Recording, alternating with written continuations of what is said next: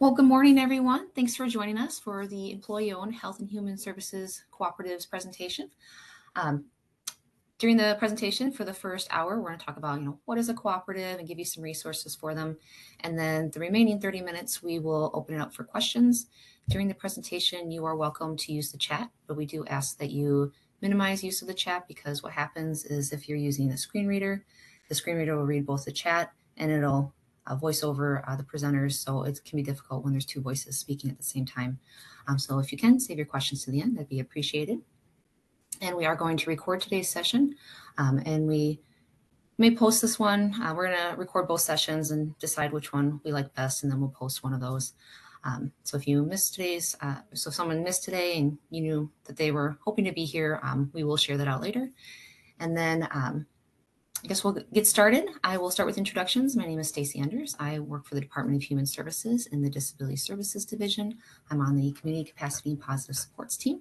And one of my responsibilities is I am the Workforce Shortage Co-Lead. And then I will hand it over to Elena to introduce herself. Good morning, everyone. My name is Elena Gorder. I'm the Chief Executive Officer with the Metropolitan Consortium of Community Developers, and we will be administering this program with DHS.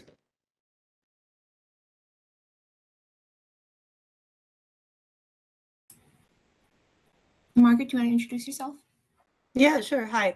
I'm Margaret Lund. I'm a cooperative consultant here in the Twin Cities. I've worked in the field of co-ops for over 30 years, and I'm working as a advisor to Elena, and I'll be working on this program too. And I've also worked on a national initiative with home care cooperatives, worker-owned home care cooperatives, mostly in Washington State. All right, so we'll dive in. Adjust my screen here. Okay, so we're going to start with some definitions, just to give everybody some background. And for some reason, it's not moving, but it seems to be frozen.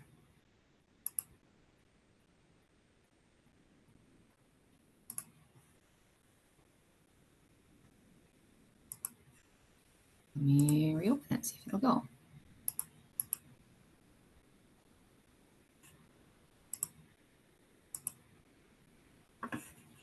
All right, I'll try again. There it goes. Okay. So we'll start with some definitions. So a DSP is a direct support professional. We mean that very broadly to mean a lot of different types of direct care workers. But for the purposes of the grant opportunity, we mean any worker who provides home and community-based services for people with disabilities and older adults. DHS is the Department of Human Services. D is the Department of Employment and Economic Development. DLI is the Department of Labor and Industry. PCAs are one type of DSP. They are personal care assistants. And DWRS is our disability waiver rate system. A cooperative is an enterprise jointly owned and democratically governed by a group of people for the purpose of meeting their economic, social, cultural needs and aspirations. A worker-owned cooperative is a business that is owned and controlled by the people who work there. Workers share in profits. They share in decision-making through their vote for the board of directors on a one-member, one-vote basis. They receive information about the company to ensure they can make sound decisions. And they are an ownership and governance system that they do not dictate management structure. Okay, so today we're going to go over labor forecasts. We're going to talk about benefits of the model, a general overview of how to start one, and then we'll share resources, and then at the end we'll open up for questions. So to give you some background about why we're having this presentation today. So I'm sure all of you know there is a workforce shortage. The shortage is predicted to get worse over the next decade, particularly because of the demand and increased services, particularly for aging populations and other economic factors that are playing into this. So there's probably 100 different projects going on in the state to address the shortage by different state departments and stakeholders. And the $11 million grant that we were given is just one of those 100 projects. And the grant was given for the recruitment and retention of direct care workers. So what we did is we sent out a public survey to see how people wanted us to spend the money. And overwhelmingly, people said that they wanted us to raise their wages, improve benefits, and support retention. Unfortunately, though, if you take 11 million and you divide it by the number of eligible workers, It ended up only being $75 per person, like a one-time payment of $75 per person. So since we weren't given enough money to raise everyone's wages, we decided to try a few other strategies. One of them being, supporting self-employment, which we're hoping will prevent closures for those of you who are here today because maybe you're thinking about retiring, or maybe you're just generally thinking about leaving the industry. We hope that we can retain your businesses, and that we hope we can keep you in the profession.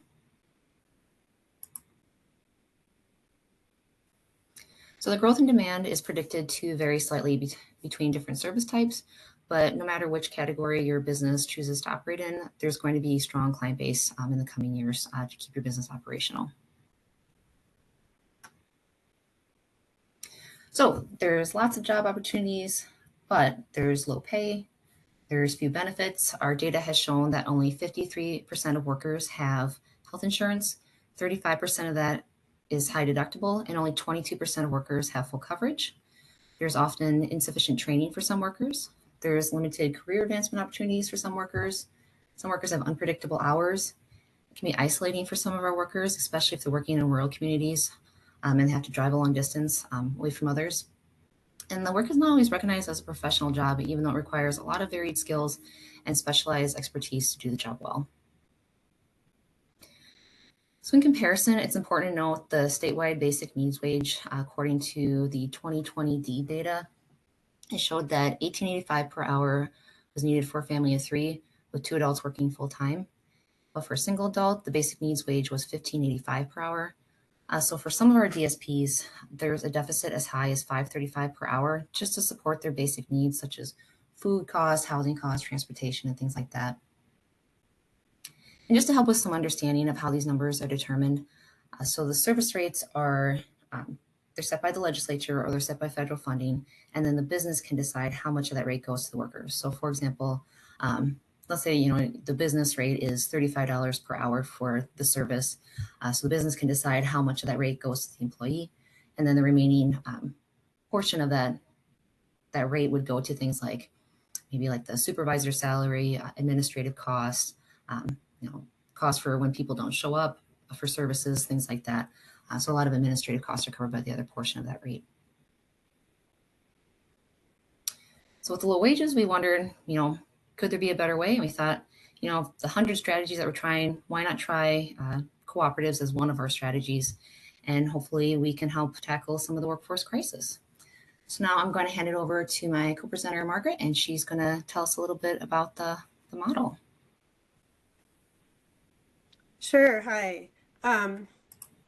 Okay, so this is a map.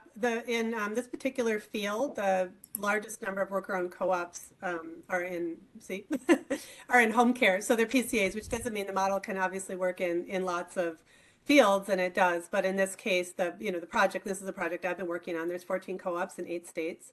And so those are worker-owned co-ops. They vary in size from about 15 to the largest one has about 2,000 workers in New York. And we have in Minnesota, we don't have any home care co-ops or cooperatives, worker-owned co-ops in the direct service industry, but there's lots of other kinds of co-ops that I think people are familiar with. There's consumer-owned co-ops, a number of worker-owned co-ops, a bike fixing one, restaurants. I mean, there's lots of different things. This model works. It's an ownership and a governance model. Works in any kind of industry. So there are lots of them in the state of Minnesota. Go on. Can I do this, the video myself? I mean, move the slides? Okay. All right, so I want to tell you about a couple that I'm familiar with. So here's one in neighboring Wisconsin, in rural Wisconsin. It's called Cooperative Care. So they've been around about 20 years. They've got about 40 staff people, and these are home care workers. So one of the things that the co-op model has enabled the industry to do in home care is really reduce the significant turnover rate. So in the industry, sometimes, I mean, it depends, of course, obviously you guys that work in it, it can be as high as even 100% in some agencies where the workforce will just completely turn over. So they have a turnover rate that's much less than that, and an average tenure that's about 4 years, which is very long. These are PCAs in that field. They serve predominantly a rural market. So that's just one example that we have, and that's a really nice one. So, and they've been going about 20 years just as a worker-owned, worker-managed cooperative. Let's see the next slide. So it's not just home care. So here's another one. This is a recent one. This is a conversion. So the first one was an organization that started up, was a startup organization, but this one, Allied Psychology Services, is a conversion. So that was, there are 6 employees now. There originally was I think 2 people, maybe it's just one person owned it, right? A private practice, converted to a worker co-op. All of the employees are members, and that includes licensed psychologists, social workers, and admin staff. And so in this particular industry, under New York state law, there are some complications which had to do with ownership of psychology practices by people who are licensed or not licensed, and they wanted to include the administrative employees in their ownership structure. So they were able to do that I can talk about that more, but they were able to find a way to do that so they could include everybody in the ownership structure. So that's and that's been going a couple years. So let's look at the next example, which has also been going a little bit longer. So this is called PT30. So they're a physical therapist. So again, it's another field. It was also a private practice converted to a worker co-op. So they've been super successful. They now have 37 employees. They have multiple locations. And again, it's physical therapists, but also admin staff, trainers. So one of the things about worker co-ops is everybody's included that wants to be included and that meets the requirements of membership. So in a worker co-op, it doesn't have to be that absolutely everybody. A co-op can set boundaries, like you have to have worked there a certain amount of time, or you have to do a certain number of hours, maybe full-time work or more than part-time work. So a co-op can set bounds or rules or whatever about who's eligible for membership, but they have to be equitable. So so ownership has to be available to all the people that work in the company if they meet the requirements. And so that's part of the model. So it's kind of neat. So then you get organizations where all kinds of workers, they own it together and they figure out how to govern and manage that organization. So let's go ahead. Okay, so the cooperative home care sector. So again, this is the sector where there's a lot of cooperative activity. So it's even though there are 14 of these organizations, it's obviously a small part of the total industry. But yeah, it's a growing part. So we see they've got about 2,500, around 2,600 members. And this is from, we see the source will have this, a number of sources. There's a group called the ICA group in Boston that does a benchmarking survey of these 14 co-ops that are worker-owned cooperatives in home care industry. So they've done a benchmarking survey for a couple of years. And so we have some good data from that on how worker-owned co-ops specifically differ from just kind of the general companies, general, industry, home care industry. So let's go. Next slide. Okay, so we had talked about, here you go. So when Stacy introduced, we were thinking about, well, what are some of the, the problems that our industries face? Turnover is one, wages are low. We saw that wages are too low in Minnesota to support somebody. But professions are not always well respected. And so one of the reasons that we're talking today about co-ops is co-ops can really make a difference in some of those really key things. For example, and we'll see this in some of the slides from the data that the ICA group has collected, that the home care co-ops do actually pay better wages and benefits than the industry in large. They have much more access to training and on-the-job support. One of the neat things about co-ops is that there's leadership and advancement opportunities. People can maybe be on committees or on boards. They can learn new skills that way. In all kinds of co-ops, everybody gets a vote for the board and they get a vote on important issues. So and they're owners of the business. So they have ownership and voice. And that's a really important thing for making people feel more respected, because they actually are an equal partner in the business. So it's not just that they feel that way, it's that they are that way. They're part owners of the business. And so all of these functions of cooperatives, and again, it's not magic. It's not like, yesterday one thing happened and today I'm a co-op and, everything is perfect. But it's a structure that allows the business to meet a number of these objectives and to confront a number of the problems the industry has. So it really enables the business to enhance the things that are really good about the caring industry. I mean, about people feeling good about their jobs and providing high quality care. And we don't really have, I don't think we have any slides on the care, but that's a big part of worker ownership, is that you'll see that the quality jobs and the quality care are intimately linked. That people that feel respected, that are paid more, that stay on the job, that have more initiative, that results in better care. So it's really is one of those few win-win situations if we can make it work. So co-ops, and again, it's not magic, but there are structural ways that they can really confront some of these issues that the entire industry faces. So let's just go to some specifics in the next slide. So wages are a big one. So on average, the home care cooperatives in our survey paid almost $2 more per hour than the non-cooperative agencies in the state. And this is data from 2019, so before the pandemic. So it doesn't count, there's a whole bunch of extra payments in various ways in different states to the sector. So this is just before any of that happened, just on a comparison basis. So that's pretty significant in a low wage industry to have almost $2 more on average. So let's look at the next slide. Training on the job support. So in the survey, 90% of the co-ops go above and beyond whatever their state minimum is. And there's quite a variety. The state minimum, for example, Wisconsin is almost non-existent. And in Washington state, it's very high. And we have co-ops in both of those states. But in all the cases, the co-ops go beyond whatever is required. And a majority of them offer a number of training, including things like peer mentorship programs and coaching. So these are things that, so not just technical training on how to, do a particular task, but really things like peer mentorship that help people really feel like, they're actually doing their job better and that they have support. One of the issues that we confront a lot at least in home care, excuse me, is that people obviously work on site. They work in people's homes. And so it can be a really isolating industry, an isolating place to work. You're all by yourself and maybe something happens and you don't really know what to do. And so some of these things that the co-ops have pioneered, these peer mentorship programs and coaching and stuff, really help address that isolation because people feel like they've got somebody to call and they have somebody to talk to and they can problem solve a little bit and they're going to, react to that same situation better next time. And then they feel more confident at their job and then they are probably better at their job. So again, it's kind of a virtuous circle and co-ops really take time to do this kind of thing. Let's move on to the next slide.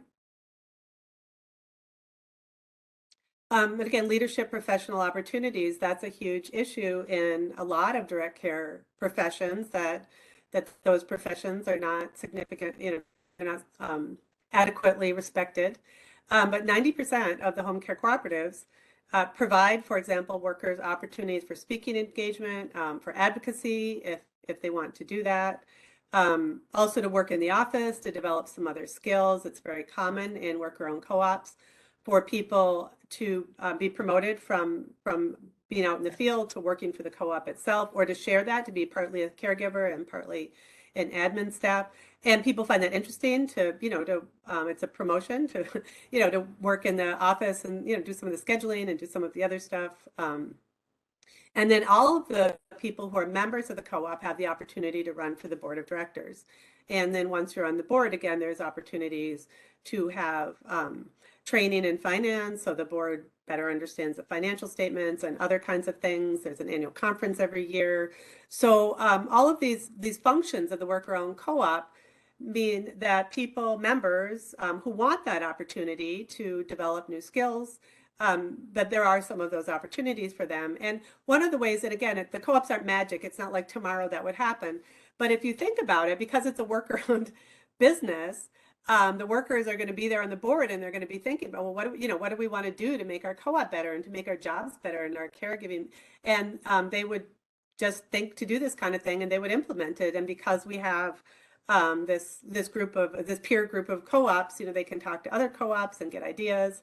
And so that's part of this program too that we're working on. It's not just going to be one co-op. We're going to have a cohort of co-ops here in Minnesota so that we have opportunities for some of these things like peer support or training together. The boards could be trained together. I mean, that kind of thing. And so, so this leadership and professional opportunities, I think, is a really important part, both of co-ops and for the program that we're working on now. Let's move to the next slide. And again, ownership and voice. So 100% of co-ops offer ownership opportunities and a voice in critical matters of the business. So this does not mean, and that was on one of the earlier slides, it doesn't mean everybody gets to vote on everything. It doesn't, mean we all get to vote on whatever, what we have for lunch or the color of the walls or if we're going to take on this client or anything like that. So co-ops get to decide. So that's the big thing. Co-ops get to decide how they're going to decide. And co-ops do things differently. And just in the 3 examples we had, the psychology cooperative in New York is extremely democratic. They do tons of decision making together. The physical therapy co-op, not so much. They have a more traditional management structure, and you can do any of those things. It doesn't, it's really what people want to do. That's the important thing. So ownership and voice. The voice is what do you want to do, and how do you run your, what do you want your company to look like, right? And then you get to talk together and decide that for each other, and what you decide can be different things. So part of the structure of co-ops, they are democratic. So in all kinds of co-ops, and this is any kind of co-op, this is a farmer co-op or a consumer food co-op or any kind of cooperative, each member, there's 1 member, 1 vote for the board. So that's the same with all co-ops. And in the state law in Minnesota, the cooperative statute, there's also other things that absolutely all members get to vote on, merging the business, important things about, closing the business. But after that, then co-ops have a lot of opportunity and a lot of choice about what other things do they, how do they make decisions? And so that's really what it is. They offer the ownership and voices. How are we going to run our business together? How are we going to decide things? And part of this program is Elena's staff and I are going to be supporting people in those decisions so they can help you decide how you're going to decide. That's so that we get a system that works right and feels good for everybody.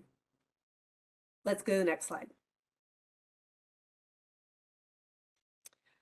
This is a really important factor in home care specifically with PCAs, but I think it's a factor in a lot of direct care professions that people get burnt out and there's a lot of turnover, and that in turn makes it hard to provide continuous quality care for people when there's a lot of turnover. So, and this is 219 data. So the home care industry, so it's PCAs, right, had a turnover rate of 82%, but our cooperatives in the survey, it was much lower, 38%. So it's, it's still a little high. That's the profession, and the pay has a lot to do with that, and the stresses of the job have a lot to do with it. But a lot of these co-ops are doing they're doing things right that make people stay at those jobs, and that's super important for everybody, for clients and for the agencies. Let's go to the next slide.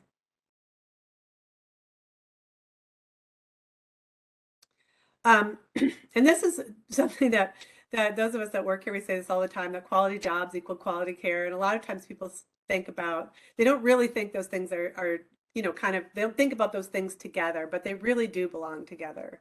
So the quality relationship of the relationship between the caregiver and the person using the services, and the better that relationship is, right? The better that care is going to be, and turnover is a huge factor in that. So if we can reduce turnover, we will, provide more consistent care for people, and that really will be better. And just, we all know that. You all work in the field, and I've had families of caregivers, and it's a huge, huge deal having somebody who knows your loved one and be the same person and come there regularly, and they know stuff about them, and they know what they like and don't like and what they like to talk about, and all that stuff, that equals quality care. And co-ops have shown that they're really one of the things they're good at is reducing that turnover rate. So let's go to the next slide.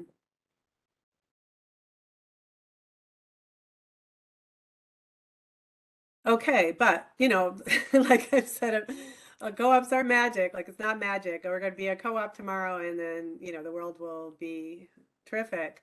So there's still a lot more work to do, and these are some of the things that that I'm working on this national initiative, and that we'll be supporting people on in the Minnesota program. So co-ops still struggle with recruitment and retention like everybody else, right? So they're doing a better job, but they're not. Everybody wants to do a better job in this area. And it's important to address it in a multifaceted way. And many of the co-ops, while they do pay higher wages, they still are not always paying a living wage. And so again, there's room for growth. There's room to work to make this better. And there's the co-ops can't do that. Obviously, can't do that alone. There's a lot of factors that go into the pay, but we're working on it. Some co-ops do provide benefits, but it really depends. And so that's a big thing that many of them would like to do that they haven't been able to afford to do. So some of them are part of a co-op. Part of being an owner is that if you have profits at the end of the year, they get divided out, or they can be divided out between the members. In co-op world, that's called patronage. So a number of our co-ops that are profitable pay regular dividends from their profits, and some of them are significant, but not all of them. So again, that there's still more work to do. Some of the worker-owned co-ops in our cohort of 14 are really good at this, and they've really figured out their particular market, and other people are still struggling with profitability. And the final thing, and I don't really want to undersell this challenge, because again, it sounds great, like you get to vote and you get to be on the board and you get to make decisions, but somebody that just gets elected to the board, again, it doesn't mean that overnight, they know anything, for example, about the finance of the business. How do I read a balance sheet? How do I know if my co-op's doing a good job or not? And so that's a challenge, like being on the board or voting for the board. That's really just the beginning. It's not the end thing, it's the beginning. And so engaging workers in governance can sometimes be a challenge, and everybody's time challenged.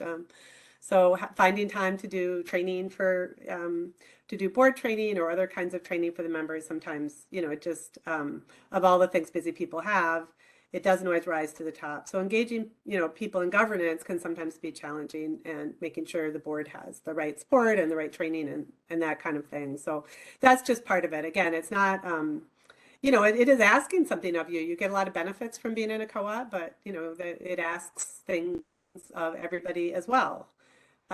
So that's part of deciding whether the co-op model is right for you. Is that the thing that people that you want to do, and that people in your organization want to do? Okay, let's go to the next slide. Okay, so we want to talk a little bit about how co-ops actually work. So how do they work? So co-ops have members, and again, a co-op can decide. It has to be fair and equitable opportunities for members, but not everybody has to be eligible. It's very common, for example, for co-ops to say the only people that can be members, they have to work maybe over 20 hours a week or something. Because if you're a member, you're a decision maker. And so the co-op wants to limit decision making to people that are really going to be serious about their ownership of that business. So the co-op might say, you have to work over 20 hours. They might say, we want you to work here at least 6 months before then you can decide if you want to be an owner and a decision maker. So there's a number of pretty reasonable standards that co-ops do set for members. But they have to be fair. So they have to be fair and equitable and apply the same to everybody. So it can't just be like my friends get to be members and Elena's friends don't, or something. It has to be fair. So everybody has the opportunity. So there's members, and so the members elect the board, and it's a one person or one member, one vote basis. So people run for the board, and there's an election, and the co-op says in their bylaws how many board members there are. Typically in Minnesota, there has to be, trying to remember, I think 5 maybe. Anyway, we'll have to look at the statute, but anyway, there's usually between 5 and 7 board members. And then the board hires the manager. They select and supervise the general manager. So the board does not supervise everybody. They only supervise the general manager. And then the general manager or administrator hires and supervises the rest of the staff. So in a worker co-op, that can get a little complicated, because you could see that somebody would be on the board and they're a worker and they're hiring the manager, but then the manager is also managing them, right, in their job. And that's true, but that's the way it works in a worker co-op. And and it really demands that people be kind of grown-ups about it, and to understand their different roles, and when they have the board member hat on, and when they have a manager hat on, and when they have a worker hat on. And so that's just one of the things that people have to deal with, but they do deal with it. It works all the time. Again, we have a co-op in New York City that has 2,000 members. 2,000 employees, only half of them are members, but they have 2,000 employees, and it works just fine. And they have a board, and they elect that board, and that board, comes from the members, and the members supervise the manager, and the manager runs, a pretty good sized business. And so, it does work. And that's part of what we're here to help people in this program to help companies that want to go down this path, is that we can help kind of troubleshoot some of these issues to make sure that these roles are really clear. So that's really the important thing on who decides what, and what, am I a board member today or am I a worker today? Is making sure that there's a lot of role clarity and accountability and transparency, so people just know you know, what's expected of them in different roles, and what are the kind of things that what is the relationship that they have in particular situations. So again, you know, it's not the usual way we do it, but again, there's lots of things about co-ops that aren't usual, and we're getting a lot of, you know, there's lots of benefits that we've seen from co-ops because they do things a little bit differently. And so anyway, this is how it works. But again, the members elect the board, and the board elects the manager, and the manager supervises the workers. So that's a pretty standard. And again, this is a pretty standard kind of management structure. Let's go to the next slide. Okay, so why do we do all this board stuff? Why shared governance, right? Because it takes a lot of time. It takes a lot of time, and people have to learn about their different roles, and it can be complicated. And, you know, why would you do this? And I would say, why shared governance? What are the benefits of this? And I say this as somebody who's worked with cooperatives for 30 years in all kinds of situations, in all industries, in all sectors. So one thing is, it's just more fair if you really think about it. It's just kind of fair. Like, isn't it fair that somebody that, you know, puts that much of time into the business and has information, you know, that they would have some voice, right? Have something like a 3D impact. So this is kind of a long-term thing, and it's hard to quantify, but it is very real that people that work in co-ops in a good, you know, a co-op that's working really well. There's personal benefits. I mean, people get skills and they gain confidence and they learn things. And the organization benefits. The organization gets more perspectives, and the community really benefits. I mean, so there's a lot of, I mean, there's tons of data from all sectors of co-ops. People, for example, that are be on co-op boards, and they go and maybe they run for public office, or they take those skills and they go on the board of a nonprofit, and they've been on a board before, so they know what to do, and they bring that perspective. So there's lots of ways that you can see that this kind of a structure is beneficial for people individually and for the organization and really for the community. And so that's worth, to me, that's worth a little bit of trouble. You know, it takes some time and trouble to set up a good system for your board because there's lots of benefits. It really helps people develop their own skills, their leadership skills, in ways that they can then take in other areas of their life. Maybe they want to, you know, whatever, be on the nonprofit board or work in their community in some other way. You really get a variety of answers and diverse input when you have shared governance, when you have people that do the job actually sitting on the board. And you know, we don't really have time today, but I have a number of examples where a worker on board they just came up with some idea that was different, you know, than another company would have, and was good. It was better. It was actually a better answer. And that better answer came from the fact of people having different experiences and then having a structured way at the board to kind of bring that experience to bear on a broader question that the whole organization was facing. And so I think that you know, you do really, you get better answers when you have kind of diverse input. And one of the ways to have diverse input is to have an organization where everybody has some input.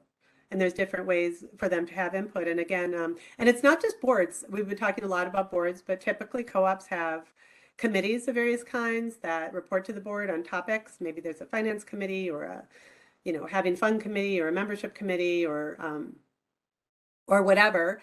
And so then other, you know, members can be on a committee. And so it's not just those 5 or 6 people that are on the board. There's lots of ways in the co-op to engage broadly, engage the workforce in making different kinds of decisions or gathering input or giving feedback on things that are important to people. And all that, it not only helps, you know, sort of people feel included, but it also kind of creates a better, you know, organization because again, those board committees or whatever structure you have are getting diverse input from people. And so again, I would just say, well, why not? Why not? Why share governance? Why not have shared governance? You know, you can get a lot of benefits out of it and help build, you know, a better company, and address some of these challenges that so many people face in the direct care professions. So let's move on to the next slide. Okay, so what are some of the things that co-ops are really good at? And a lot of people talk about co-ops, about wages, because you get to share in the profits. But we all know direct care professions are, no surprise, that it's not exactly, you know, completely the most lucrative job that any of us could have. So So a good company, would have some profits usually. I mean, a well-run company or a company that was successful, financially successful, but it's not going to be enormous. But what are some of the things that co-ops are really good at? I mean, one is stability for people's jobs. And stability is really important to people. I mean, just knowing that you have a job tomorrow, and knowing, again, in the co-op, you'd have information about the business. You would kind of know the business was doing well, and then you would know that your place in the business. And that feeling of stability is really important and helps not just, again, people personally, but, like stability is one of the hugest factors in kids' success and education. So families that had stability in their jobs, and then maybe they could stay in the same neighborhood and the kid could stay in the same school. And, so again, that's where you get some of these community benefits that, that we'd say when the co-op not just benefits individuals or the company, but also the community. And security, I mean, having the security of knowing that you would have a job and, knowing, having information about the company, knowing that's a secure company. Offering opportunity, co-ops are really good at offering, again, people, anybody in the business can have some opportunity to participate in some way, maybe in a committee, and maybe eventually they run for the board or whatever they do. But there's lots of ways to structure a co-op, so there's opportunity to do all kinds of things. And just a lot of businesses just don't do that. Like they don't have time, or they don't think about that, or that's just not part of their model. But co-ops do often think about it, and it is part of their model. I think co-ops are really good at creativity. And again, we don't really have time today, but lots of examples in my career, I've seen co-ops come up with better solutions to things, different and better solutions that other people didn't think about. And they came up with them because they're asking different people and because they're thinking about things in a different way. So agency, so this is agency in the sense of the word of like self-actualization and being able determination. So self-determination, co-ops are good at that. Co-ops are good. I mean, co-ops are owned and controlled by the people who benefit from them. And they give people opportunities to have influence on institutions and on things that really affect their lives. And that's important. And again, for people, this idea of kind of self-actual, of being able to draw on their own skills and put their leadership skills to work, maybe, or their finance skills, or their people skills, or something like that. So maybe somebody doesn't have a job where that has been asked of them before, but the co-op kind of can give them opportunities to do that. So, and we'll see that one of the pictures on the early side about co-ops, there's a woman who's she's the board president now at Cooperative Care in Wisconsin, but she's their chief finance person, and she's a caregiver. I mean, she's a smart caregiver and a caregiver that had taken some classes in accounting or whatever, but she wasn't somebody that you would just hire off the street to be your chief financial officer. And she didn't have that job just from the beginning. She's just been with the co-op a long time. She had opportunity, and she had some talents, and then she got some more training, and then she had, an ability to apply that in the co-op and work her way up and stay in that business. And eventually, and now she's their chief finance person and she's their board president. So that's something that she was able to do because the co-op gave her opportunities to do that and support in doing that, over time. So again, you're not really going to get rich in a co-op, and that's one of the big differences with co-ops and other businesses is that, there's co-ops are really about service to members. So you would make some profit, and it doesn't all go to the one owner, it goes to everybody who's a member. And so when you divide it all up, it's more people, but you're probably not going to get rich, but everybody has a say in how that surplus is distributed. And so it might be distributed, equal amounts to everybody. It might be, there's lots of different ways to do it. We have co-ops, the one in New York, they often give everybody a bonus, whether they're members or not. Like that's one of the things they decide to do. So again, it's just, whatever, you'd have a voice in that decision making. But again, I wouldn't want anybody to go into this saying like, because I'm going to be an owner of this business, I'm going to be rich, because you're sharing it with everybody else. So, you might have a better job and have all these other things, but getting rich isn't really the thing that most co-ops are absolutely the best at. They're good at fairness and other things, but okay, let's go on to the next slide. Okay, so that all sounds great. You're saying to yourself, sign me up, right? Sign me up for the co-op program. So how do co-ops even get started? Okay, so there's kind of three basic ways, and it depends on the situation and yours. So one is startup. with just like a bunch of people who work in the same field get together and they're like, okay, we want to start our own business. We're going to start it as a co-op instead of a partnership, or it's not just going to be one person that owns it. We want to do it together. And so that's going to be a co-op. We're going to start this business. It's going to be a new business.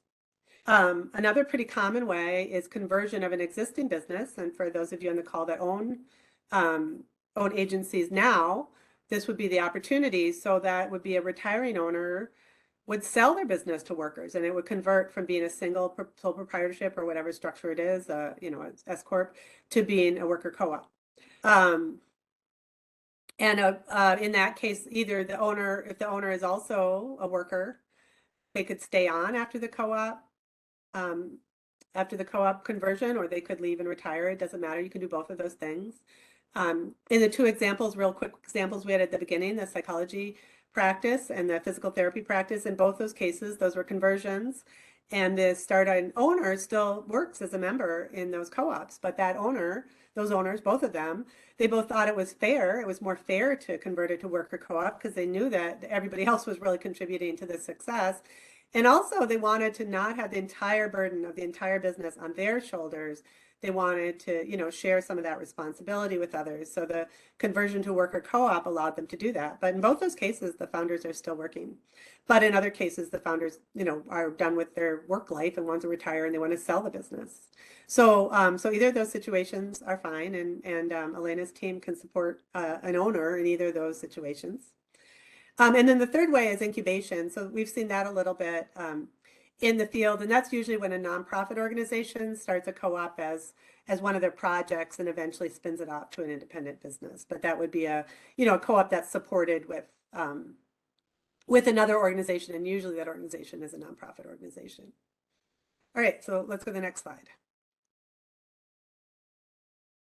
Okay, so we're just going to talk about startups. So what do you need? Like, okay, if somebody's on the call and they're like, okay, I'm a direct care provider and I've got a few colleagues and I want to talk about doing a co-op together.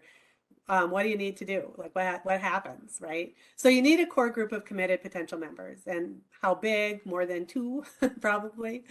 But it can start with a small group and grow to a larger group. That's fine.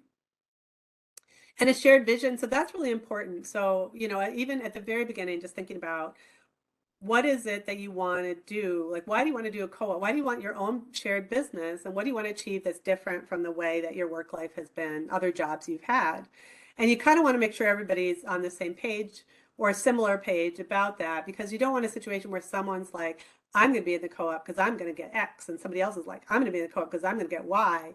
Somebody else is like, well, I want Z, and that co-op's going to bring that to me. And then you've just got a lot of conflict because you're not working in the same way. So you want a shared vision where everybody's like, I want a job where X, Y, and Z happens more often, and the co-op's going to, that's the kind of co-op, that's the kind of business I want to build. So it's a shared vision of the kind of business that you want to work in. And again, a plan, and this is where Elena's team comes in to help with the plan. So, you need a financial plan, like where's the money going to come from? And again, this program is one of the places that the money would come from. So we could support a startup organization with some startup funding. Marketing, where's your market going to come from? Recruitment and retention. So you need a plan about how you're going to get some more members. What would be your plan for that? So working on these plans is something that Elena's team can help the core group with, but the core group obviously they will take some time because they would want input into all those things.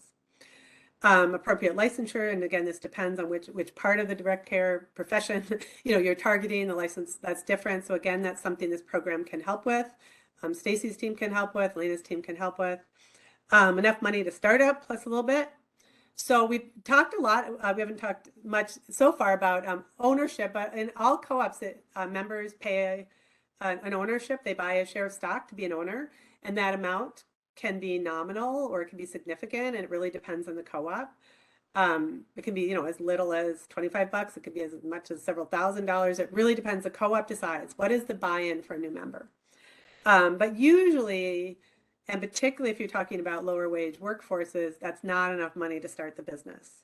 So you need some money from members, but you probably also need a little bit. And again, this program is one of the ways that little bit can happen through the grant program. And again, I think you need some patience, kind of good humor, faith in your fellow human beings. So you're just working with a group and you're trying to figure something out and you're trying to structure something and build something. And like any other group endeavor, if you think of other ways that you've worked with others in your life, it's not magic, it takes people, it takes some patience and good humor. If you think of it, just any other team you've worked on, a committee and a volunteer thing or a sports team or whatever, it's like you don't just start, you're like, okay, training and you're doing this and I'm doing that and here's how we work together. And that's what co-ops are about, right? Here's what I'm doing, you're doing, we're working together, we're on the same page, we've got the same plan. How are we going to problem solve if something's not going right? So that's the kind of thing. And again, we can support you on that sort of thing. Okay, let's have the next slide. And so this would be for a startup group. Again, you just kind of start with some idea exploration. So again, it's not so like, yes, co-op or no co-op, right? But I always think of it under what conditions and why. So like, what would need to happen? Like what do we need to happen? What do we want to happen? What's our vision? How can we make that happen? What's the difference that we hope to make? And that's a really important one for ourselves. Like, how do I want my job to be different or my work life to be different? But also our clients. Everybody who's in direct care, I mean, really, we're not all in it for the big bucks, right? People care. It's a caring profession and people are in there because they're caregivers and they want to make the world a better place and provide for people. So talking about that, right? What's the difference we want to make for ourselves and our clients and our community? And then, why are we better together? Like, why does a group effort make sense? Why don't I just start my own agency if I've got this huge vision of how I want, the world to work? Why are we better together? And so just talking about that together and helping understand why, we need each other or what we're going to do, what our different roles are going to be in this organization. And then I think it helps to do a little asset mapping. Like what do we have already? And assets are not just money. Assets are all kinds of things. What are the relationships we have? What are the skills we have? And then what other ones do we need? And then that's one of the things we can, and again, the group can help do that, identify, what do you have? What do you need? We need, somebody on staff with this kind of licensure, this kind of skills or experience. And so that's the kind of talking again with the idea exploration. So this is just really early on with the group to say, like, does it make sense for us to pour a bunch more time and effort into this, right? Do we have a core thing that we can really do? And, feasible co-op is kind of like, you want to become successful enough soon enough, make enough difference to enough people. So that's what you want to do. And you can build from there. So maybe you won't do everything in the first year, but like, can we do something to make a difference and be good at what we're doing in the first year? And then we've got a plan to build in subsequent years and, keep going on this idea, this vision of building the kind of organization that we want to do that provides the kind of care that we want to provide and makes the difference in the community that we want to make. And so that's really what the co-op, so you're building on, you're figuring out what can you do, in the first stage and what can you build on in second stages to really get to where you want to go. Okay, next slide.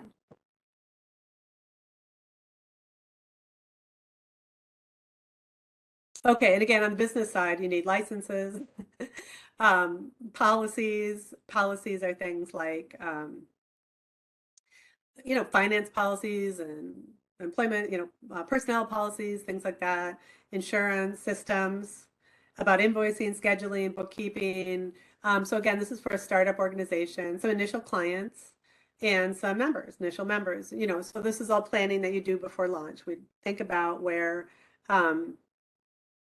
how we're going to set this up so that we have all these things in place. And these are things that the program can help with. We have model policies. We can help people with some of these things like systems and invoicing and software and with, the grant potentially paying for it, but also like helping people sort of vet that and think about what are the right ways to do that and how to kind of set this all up.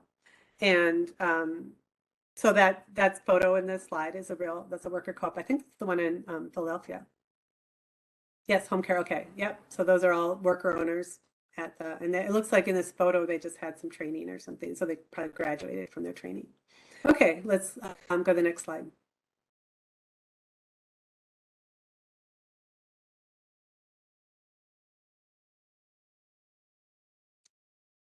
Okay, can we have the next slide? All right. So again, and so that's sort of on the business. And for anybody, if you think about it, if I was setting up my own agency, I would need invoicing, right? Oops, can we go back? Just one. Okay, or legal. Anyway, So on the business side, those are all things. But on the co-op side, all right, so you need the legal structure, the co-op, the correct legal structure. And we're fortunate in Minnesota. The cooperative is a kind of business and corporation. It's a kind of corporation. And we have an excellent statute in Minnesota. I think we have the best statute in the country. So luckily, that's great. So we have a good, clear statute and a good, clear way to be a co-op. So you need that. Not every state has that. So sometimes this is a huge hurdle. In some states, it's not. In Minnesota, it's not a huge hurdle. But again, you need a governance system. How many people are going to be on our board? What kinds of decisions is the board going to make? And then how are we going to be managed? Are we going to hire one manager who's going to make all the decisions? Are we maybe going to hire a management team? What are we going to do? So those are decisions that the startup group would have to make. And that's actually true, not just for the startup, but also for a conversion, because the conversion, they would have to decide, how is our board going to work? How many people are going to be on the board? You can have outside people, not just workers on the board, if that's in your bylaws. They can't dominate it. But that's a question people would want to decide, and that's a decision some co-ops make. They say, you know what, we've got a great group of workers, but we don't have a lot of expertise in this area or that area. Let's get, an outside person on our board who brings that perspective or that expertise, and that's perfectly fine. So those are all questions you would make. How are we going to hire? Who's going to be a manager? One of us going to manage the business, or perhaps we're going to, hire a manager, and how are we going to do that? So those are decisions to make. Let's go to the next slide. So in the legal cases, so you have to have articles of incorporation, you're to be a legal company, but they can be pretty basic. And those are things we can provide models for. A really important part for co-ops, and again, it's not actually legally required. You don't have to have bylaws in Minnesota. But for co-ops, these are really important because co-ops are really your constitution. Like bylaws are where the co-op says, this is who we are, right? This is how we do things. This is our co-op. This is the way we are. And so in the bylaws, so this is worth spending some time and thinking about. So for example, how is the board elected, right? How many people would be on the board? Are you going to stagger the terms? How often will the membership meet? So it's required by Minnesota law, you have to meet at least once. The whole members have to meet together because the board has to make a report to the member. But sometimes they meet more often. Often they meet twice or even quarterly with all the members. How decisions are going to be made. It could be majority rule, but some also use consensus. And so there's a lot of important decisions. Who gets to be a member? How do you that you would put in your bylaws. And so that's the thing that we can help with too, is leading a group through some of these important questions, and then putting those questions into the form of a bylaw. And then once they're in the bylaws, that's part of your organization. And then, that tells other people like what you're like and how you work as an organization. And then policies that, again, employment policies, finance member policies, and we can help with models of those, but that's something that you would want to have. And a member agreement. So a member agreement in a worker co-op, you're saying to a member, you're like, okay, you're a member, right? You get to vote. Here's the rights you have, but then here's also your responsibilities as members. And so again, it's making that relationship really clear. And lots of co-ops, you can work for the co-op not everybody has to be a member. Some people just decide they don't want that responsibility, right? And that's fine. Some co-ops will say everybody has to be a member, like that, but most worker co-ops will say that, some people, you don't want somebody being a decision maker that doesn't want to be a decision maker. Or maybe some jobs at the organization are just always going to be more temporary than other ones or whatever. So, that's just, those are decisions that you would make. But for those members, so members are decision makers, members are owners, members are decision makers, you'd have a member agreement of some kind. And again, we can provide models for all of that. So let's go to the next slide. So governance, so how's the board going to work? So again, it's not like tomorrow, okay, we elected a board and we all go in the room and we're like, what do we do? And if somebody's never been on a board before, which a lot of people haven't, how would you know what you're supposed to do, right? So part of the structure, and these are all things we can help with on the program, is think about these board roles. Like, what does a board president do? What's the responsibility? In Minnesota law, the board has to have co-op board has to have a president and a vice president, and I think a secretary treasurer can be combined. But you have to have these roles at a minimum. So what do they do? So you have a job description so somebody knows, like, if I'm the board president, what am I supposed to do, right? What's my job? What's my responsibility? So you make job descriptions for them so people know what to expect. Um, and then if there are committees, we make committee job descriptions. So, the finance committee knows their job. We're expecting you to do a draft of the budget, right? So that's one of your jobs. And so then they do that draft and bring it back to the board and the board discusses it. So we do that kind of thing. Communications practices. So this isn't required under the law, but I think is a really good idea for lots of boards to really think about how are we going to treat each other in this room, right? And some of them will do this really formally and say, these are the ways we communicate with each other in this respectful manner. We always communicate in respectful manner. We do this, we do that. And so sometimes that really helps just set some ground rules. And again, systems of accountability. So so if the board hires a manager, so what are the systems of accountability? For example, like this manager, they might have a job description. They might have a regular system where they talk with the board president about what's going on at the co-op. So what are some of the systems of accountability? So we all know that we're all doing the job that we agreed to do, right?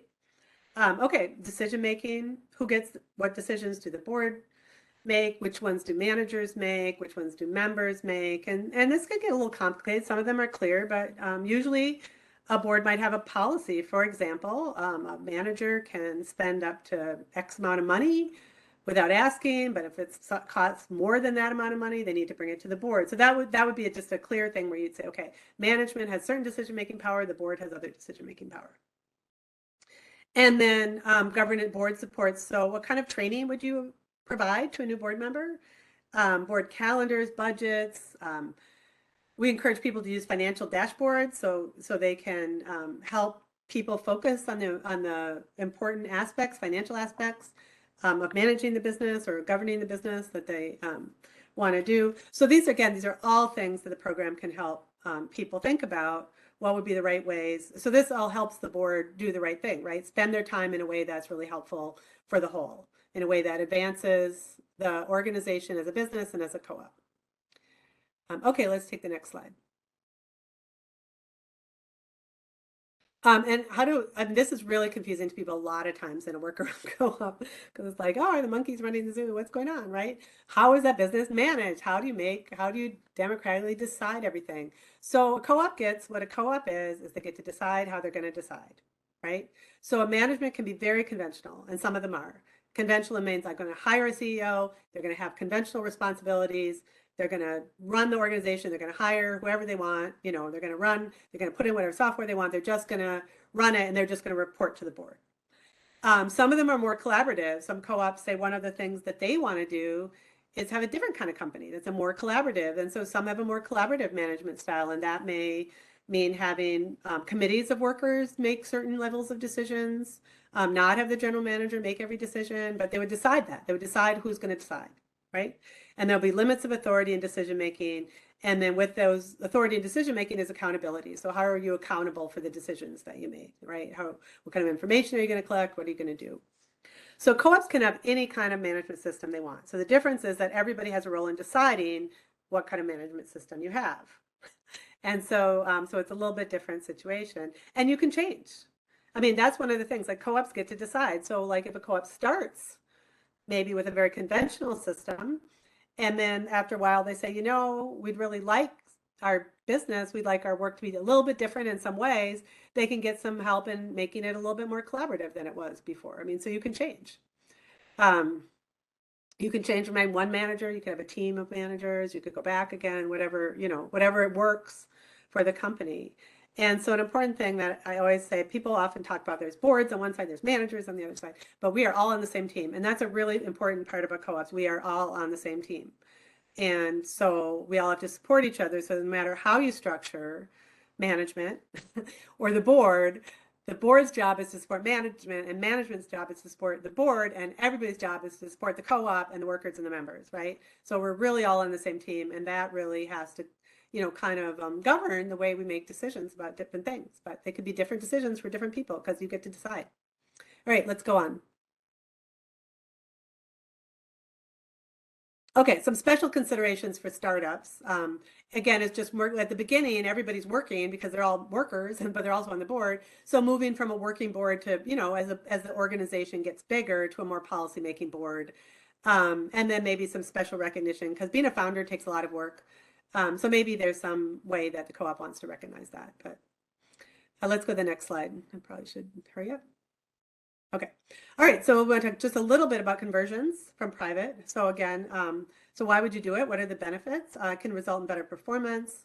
It's an opportunity for greater engagement from your workforce, to reduce turnover, to have people care more about the business. It can be an exit strategy that preserves the legacy. I know a lot of business owners, they spend their careers building a business, and it's kind of sad to think that business just goes away, when they retire. You just sell and close. And so preserving that legacy, you built a good business and it has a good reputation and people depend on you, and being able to have that legacy go on after you've retired is really pretty important. It can be flexible, owner can reduce their involvement over time. So if that's what the owner wants to do, is a slow retirement, that can be structured into the conversion. And again, really good for the community because the jobs stay, the local investment stays, and it's continued support for the clients and the people that you care about. It provides them with an unbroken support if the company stays in business, instead of just, folding up and going away when an owner retires. Okay, let's go to the next one. Okay, are agency owners ready? So this is from a survey from Home Care Magazine. So these are home care agencies, right? So half of them want to retire, but very few of them have a formal exit plan. So this is an opportunity to think about your own exit and what you want to happen. Let's go to the next slide. So what do you need to convert your business? So a willing seller. So the owner, again, can choose to stay or depart, but they have to be willing to sell the business to the workers. And a willing buyer, because not everyone wants to be a member.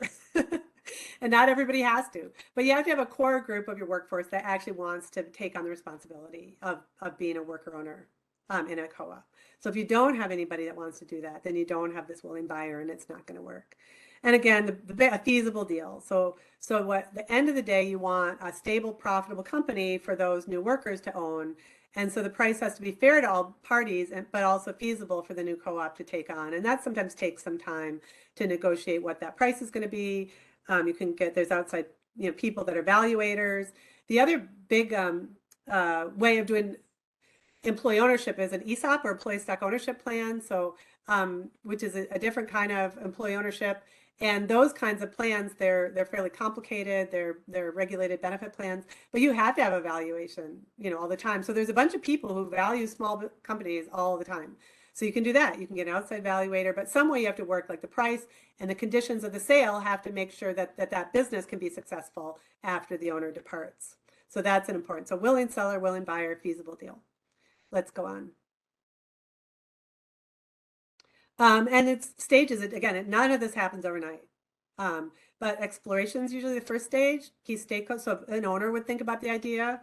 The owner may want to involve some other key staff people. So you don't have to tell everybody. You don't have to involve everybody right at the beginning. Eventually, you will have to involve everybody. But in the exploration stage, an owner can use that stage to talk to their trusted advisors. Other people, maybe some peers or their family, certainly, and it may include key employees in that exploration stage. I would say that's a good practice to do, but it's not, you don't have to do it. And then there's an assessment. So financial feasibility, begin to engage the workers, see if, again, do you have a willing buyer? Do you have a feasible deal? So you'd start looking at those things. And then the structure. And so what will be the same and what will be different when this is a worker co-op? That's what, you have to decide. And again, this is kind of a process. So you're building some skills as needed in the new team. So if you say, well, I do all the sales, but I don't, eventually I want to be out of here in 5 years. So you're going to have a plan for building a sales team within that ownership group, right? So those kinds of things. You want to talk about the structure of the actual deal and the structure of this transition. Okay, next slide. And again, execute when you kind of have that plan done, right? Execute. So you get the financing, you have the new board selected, the company changes hands, you there's a co-op, and then that is like one day it's a co-op and it's so on, because you have all this planning and all the structure that makes it happen. And again, then you have ongoing support. So training support might be needed. There might be gaps in leadership or in operations that you didn't really think about. You're going to have new board members eventually, hopefully. So you'd have to have, some orientation. How are you going to bring new board members on? Or how are you going to bring new co-op members on? So again, there's ongoing support that would happen, and Elena's team can be part of that ongoing support. Okay, let's go on to the next slide. So again, it's a process. Cooperation is a process. It's not a one-time transaction. So you'd make a continuing investment in member and board education and training about co-ops in general, governance, good communication practices. So the way that you work with each other is good. Industry issues. So you would want to make sure that you're structuring yourself to be successful in your industry. Finance. So these systems, and again, all these systems, they can evolve over time. So you can start with pretty basic ones. But you want to build in some time to regularly kind of assess and evaluate, talk to your members, keep making that co-op better all the time. I mean, that's really the thing. So you want to start with a structure, that's good enough to work, and that can be made better, and that it's going to be made better, because the more people work and they get engaged and they bring their ideas and they bring their own creativity and everything, it will, blossom and become better, even better co-op than it was before. Peer networks really help a lot in that, and that's really true across co-ops. And so fortunately, there's lots of co-ops in Minnesota. There aren't any worker-owned home cares in the direct care profession now, but there will be. But there are ones in other states that work in home care in particular, and there's lots and lots of other co-ops in Minnesota, lots of other worker-owned co-ops in different industries. And again, just as a general rule, collaborative solutions may take a longer time to arrive at, but they take less time to implement. So that's one, what do you want to spend your time doing? Do you want to spend your time talking to people and coming up with a good solution, or do you want to spend your time fighting people who don't like the idea that you came up with, and so they're going to, not want to do it or question, it at everything. So that's kind of a process. And so co-ops really err on the side of initial discussion and collaboration, and then you'll see it's much easier to make things happen once the decision is made, because everybody they understand the decision, they know about it, they feel heard, they know why we're doing what we're doing, and then they can go out and do whatever it is. Okay, next slide. So some tips as new co-ops, again, make the systems as simple as possible. You can change them later, but it's important for people to understand. So, you don't make a really complicated voting system for the board that everybody's like, I don't even know if I get to vote, right? It's really clear. Spend some time building some consensus, again, on the things that are really important to you, your mission, your priorities, and then everybody, that can be true north. So you can, when you get kind of bogged down, you're like, okay, all right, just wait a minute. Which of these things is going to really help us meet this core shared value and visions? And then that kind of helps, smooth some things over. You don't need to create everything all over again. We can provide models of lots of things that you can then adapt to meet your co-op, tailored to your co-op. So you don't need to just start with a blank sheet of paper that says, co-op policies or, on it. I mean, we can help with that. And there's lots of other peers. Any problem you run into, somebody has run into it before and survived. So that's what you want to know, and we can find those people. And so that's actually one of the most fun thing about co-ops, is actually how collaborative everybody is and how the peer networks work. It's really fun. Like this home care co-op annual conference, it is absolutely, I go to a lot of co-op conferences, and it's absolutely one of the most fun I ever go to, because everybody's just so excited to be there and to talk to other people that are working in their own co-ops and working in their same field, and it's really fun. All right, next slide. And again, here's some resources, and we'll share this, but University of Wisconsin Center for Co-ops has a great center. They have a ton of stuff on their website. There's articles. DHS, has information about this program. And again, there's a lot of general resources about starting a business. So there's things about co-ops, there's things about business, there's things about this program. So lots of ways that you can do some own exploration on your own. And I think it's the next slide, and I'm done. Is that right? Okay, one more resources. All right, and again, national. Do you want to do this one, Elena? I mean, I can jump in and do the resource slides if you want to, Margaret. Yeah, go ahead. Okay, and so I know earlier in the chat somebody had said that they wanted to see the the definition of cooperatives again. And I think all of these organizations, you'll be able to find some place on their website that talks about what cooperatives do. The first three are solely devoted to cooperative development. The ICA group, Margaret has mentioned them during the presentation. They have a program that focuses on helping to start and support home care cooperatives. And so the ICA group will be working with MCCD to help advise on the project as well. Next slide. One of the things, cooperatives are businesses, right? And in the state of Minnesota, DEED has a number of resources available to help businesses start. There's some handy guides, there's, the Small Business Administration. But I think in terms of, you can go to the next slide too.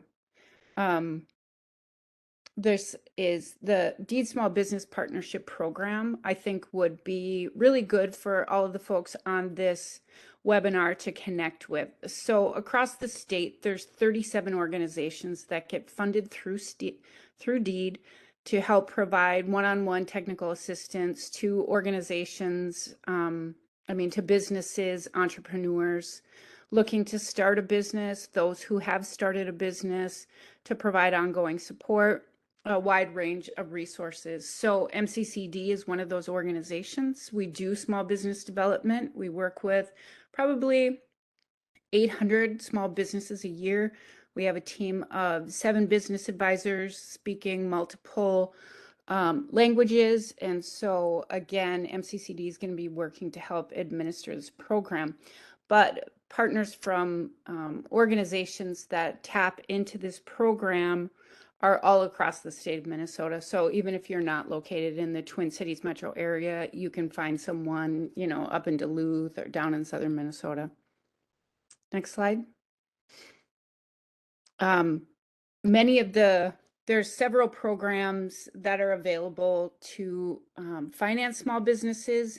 Many of the organizations that are part of the Small Business Partnership Program also have loan funds available. And one of the things I wanted to mention about converting to an existing business to a worker cooperative, one of the myths out there is that the employees cannot afford to buy the business. And in fact, that is often incorrect. Thriving businesses, profitable businesses, when the workers go to purchase that business, they can get financing. And so ICA group knows a lot about this. MCCD knows about ways. And so it is possible for people, for your employees to purchase your business. And so don't let that be a barrier to exploring a conversion. Next slide. I think Stacy, you're up on this.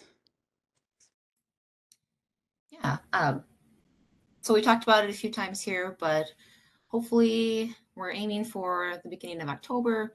For the next few weeks, we're going to be opening applications for the grant opportunity. So there'll be 10 grants, $90,000 each.